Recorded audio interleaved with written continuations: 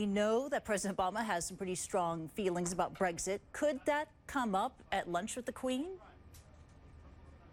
It probably could, actually, but the point is we'll never find out because the Queen is very determined to stay well out of politics. That's been the signature, really, of her entire reign.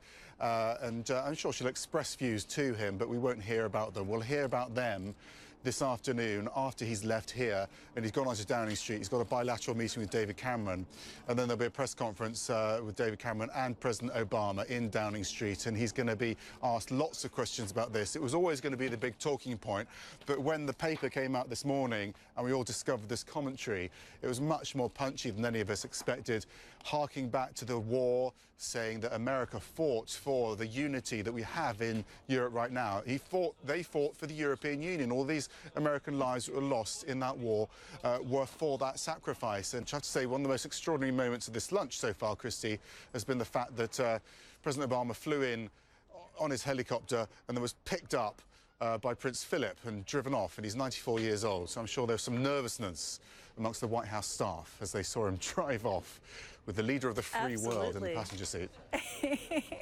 And thanks for picking up and reporting on that key detail for us. And while we have you, we know that the Queen is still celebrating her 90th birthday. Can you tell us what's in store for today?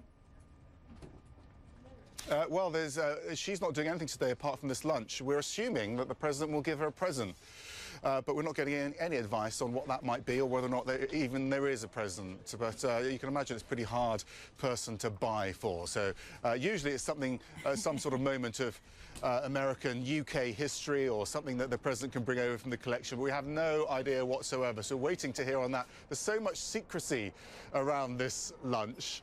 There's very little to report about it, unfortunately, apart from the fact that we saw the President trying to find a position with the Queen for the official photo, and the Queen just said, you know, you stay where you are. She's very much in charge of this lunch.